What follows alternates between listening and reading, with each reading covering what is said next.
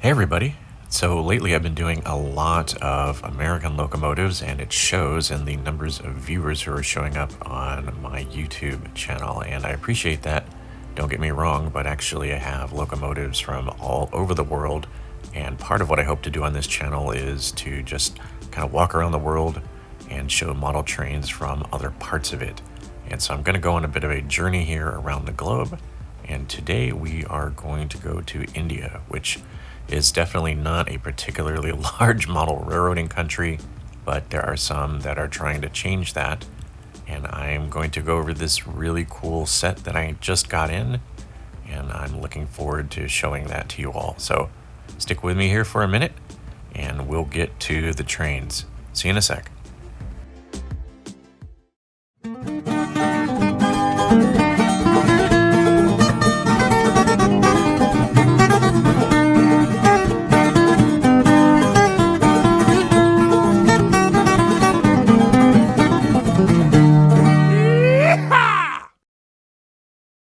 Today's episode is brought to you by Roll-Tru scale models, specifically their 40-foot containers from their iron line, which is designed to give you the most detail possible without breaking the bank. The containers are available in all of your favorite shipping lines and feature printing on all sides that is crisp and detailed, including the sides, the doors, and occasionally even the tops if the container company normally has that. The containers include a removable bottom just in case you want to add weight or even add cargo. It's up to you. And they have carefully placed and correctly sized pins and pinholes on the top for accurate stacking. These containers are also available at a lower price without livery for all of your diorama needs. Please see the link in my description for information on how to purchase and for a coupon that will give you 10% off. Well, it's easy to forget that India is a very large railroading country. In fact, on a daily basis, just about 22 million people use the railroads in India to travel, and almost 4 million tons of freight is shipped daily. So they definitely have a very, very large and well-used train network. Indeed, it's the fourth largest rail network after the United States, Russia, and China. So, wow, it's, we just don't think of it that way, I think, here in the United States, but sure enough, they have a lot of railroad miles and use them quite a bit. In fact, check this out. They're using non-well car double stacks. And look at how high they have to put up the pantograph. The only time I've ever seen anything similar to this is in Denver, where they use freight rail for their commuter sets. But in fact, I'm not sure if their catenary is this high. I doubt it. One of the interesting characteristics of Indian railroads is that the vast majority of them use broad gauge, whereas the standard track that we use in the United States is 4 foot 8.5 inches apart, and broad gauge is 5 foot 6 inches apart. And there is one primary railroad in the United States that uses broad gauge, and that is the San Francisco Bay Area Rapid Transit System, which chose broad gauge because they believe it would be more comfortable and offer a smoother ride for everyone since it's a passenger line. But actually broad gauge has been used in the United States, Canada, actually in Scotland, it's used in Australia and a bunch of other places. But we as HO scale modelers use standard gauge, and that's how we determine our track size. I'll talk about this a little bit more later and how this affects the manufacturers of model trains in India, but let's get to the trains first. And the first one that I'm going to bring up is Precision Scale Models WAP or WAP7.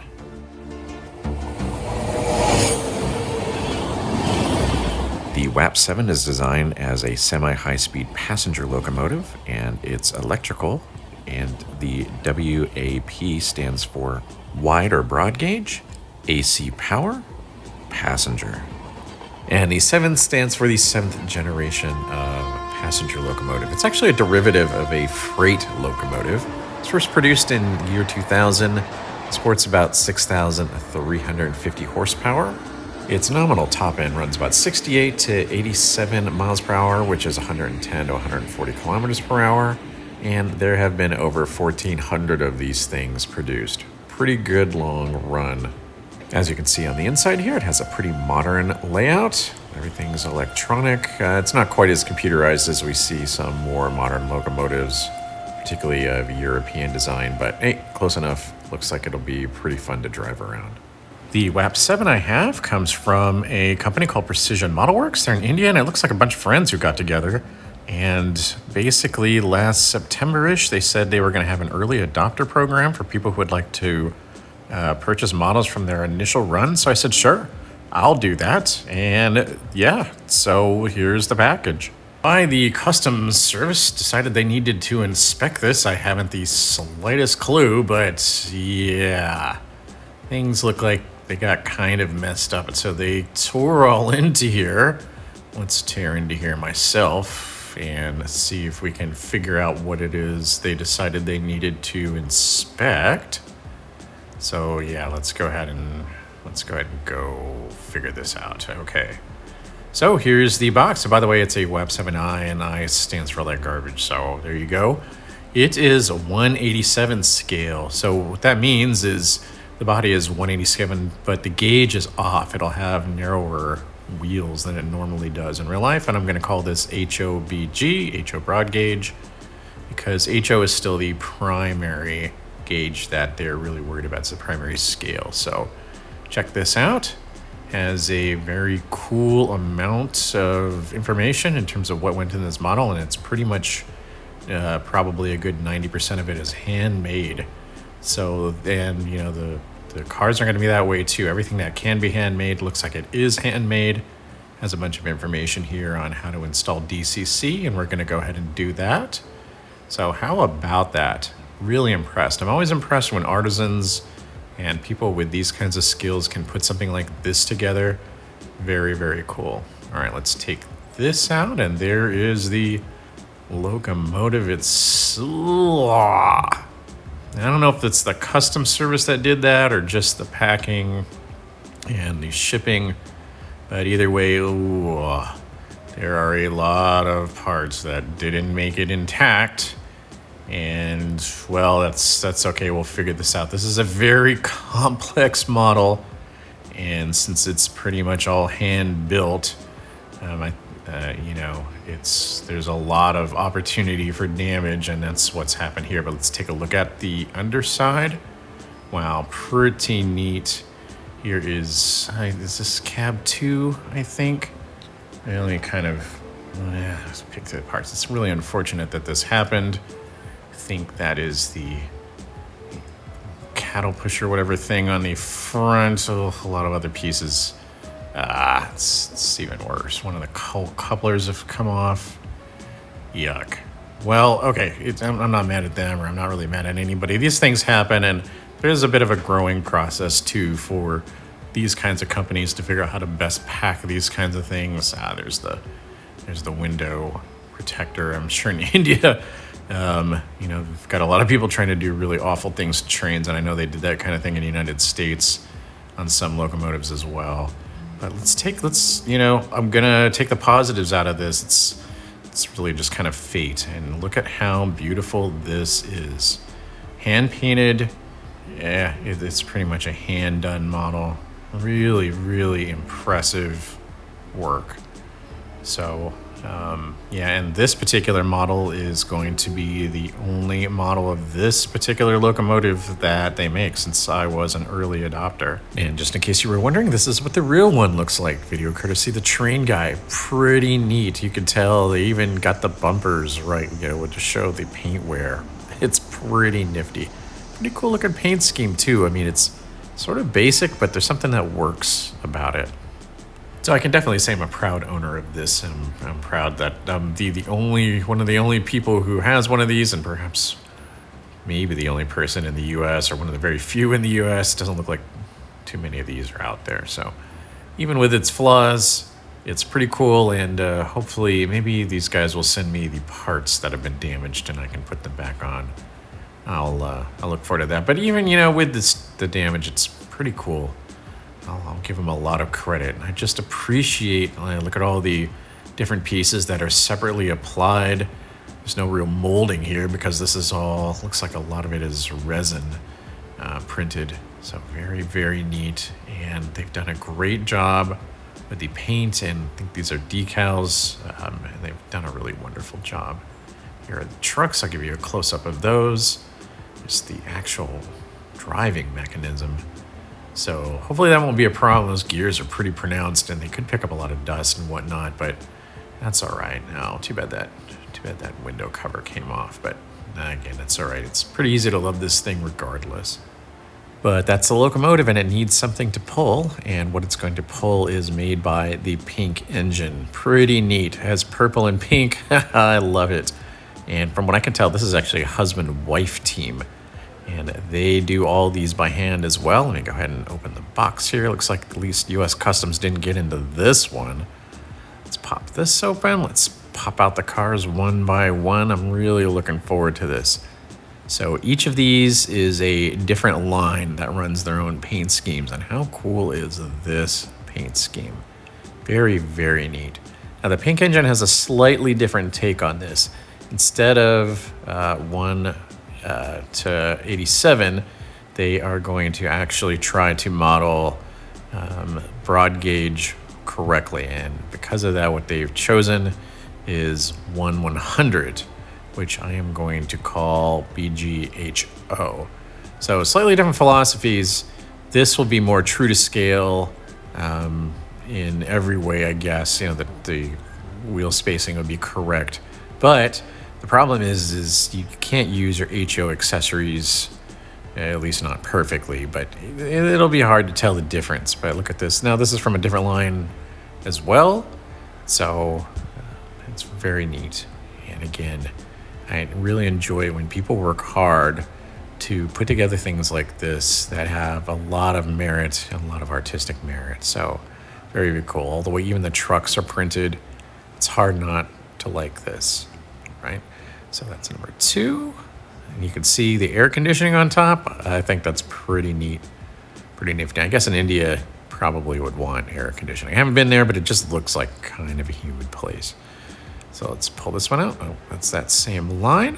Very neat. Again, and I'll give you a slightly better close-ups of these towards the end of the video when I'm kind of wrapping up. So a lot of the wheels have popped off in shipping. That's not surprising. Printing trucks is a little bit difficult because they're not bolstered, and it's you know, they're a little bit too flexible sometimes, but fair enough, it'll be easy to pop those back in. So let's pull this one. There we go. So again, these are all different lines, and I know that I decided I'd rather have the colorfulness than have a matching consist. I thought I want the color running around. I thought it would look really neat. So that's what we have. Very, very cool. I went ahead and picked up 2 of each of these, and I thought that's pretty neat. I actually picked up a locomotive as well, but it's a display static model, and I'm going to have to motorize it. So as soon as I do that, I'll go ahead and show that off. But right now, this is about this passenger consist, and again, there will be 6 of these total, 2 of each. I think it'll look great running around the track. So with that in mind, let's go ahead and break the locomotive in. Let's go ahead and run it in. I figured since it's all handmade, or a lot of it's kind of handmade, probably ought to make sure it runs pretty well first before we actually go put a passenger consist on it. So I went ahead and hooked up the DC to my track and ran this around. And what do you know? It's pretty neat. Pretty neat. It's got LED lighting and everything. They've really done a great job with this. So let it run around here. This will be the only time you see it without sound. So I'll let you listen to it for a couple seconds.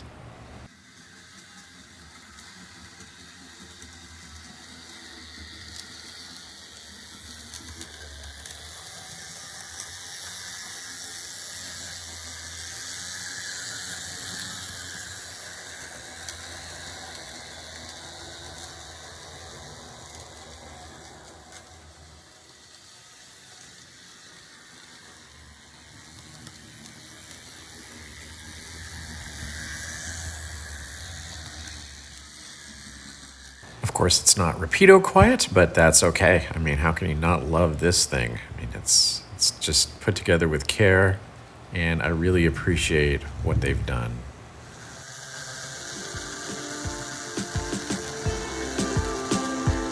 Well, let's go ahead and get the decoder installed, and once you open it up with these screws that take forever to take apart, I didn't realize it, but there's actually guys in there, and look at this. They actually did all this hand wiring and everything. So I just sort of helped it along by putting in 2 speakers which fit pretty well and an ESU, a lock sound decoder. So it all fits in here pretty snugly, although boy, they use some pretty heavy gauge wire in some parts of this. But it all fit together well. There are the guys, look at that. Very, very, very cool. So I think everything is fitting fine, and we will go ahead and run this then.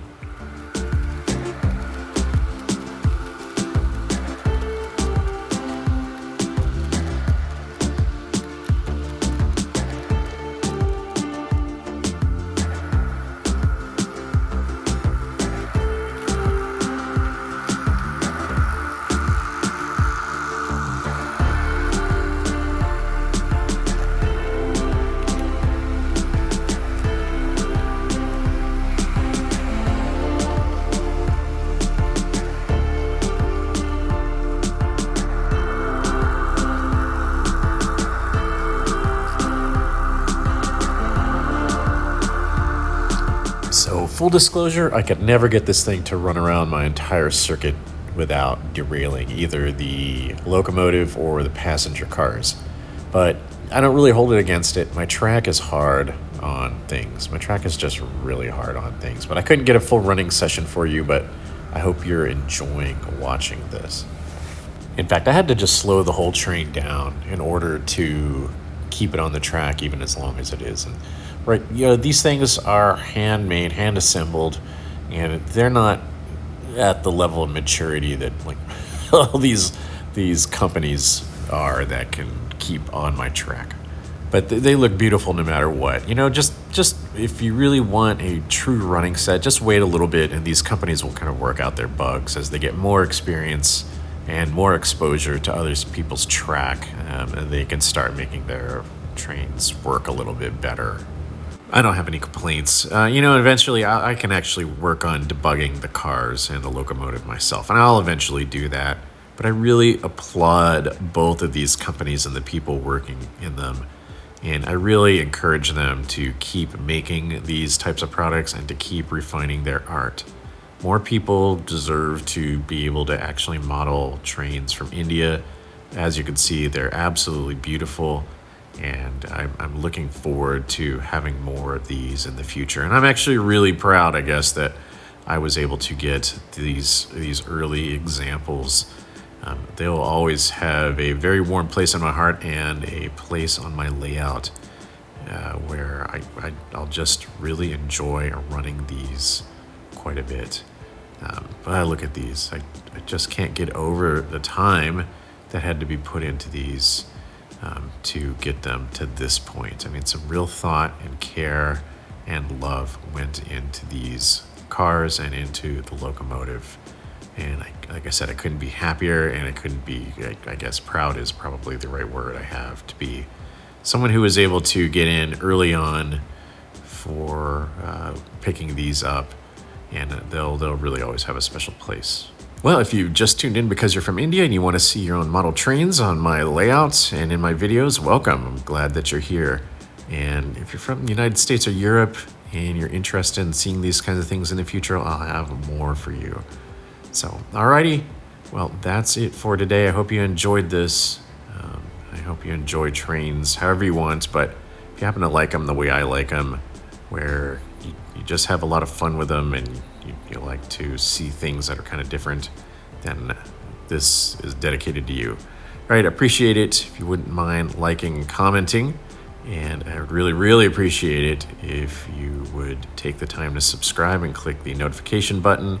And if you really want to help me pay the bills, if you'd like to purchase some of the items from my sponsors, I have left links in the description and a coupon that might help you out.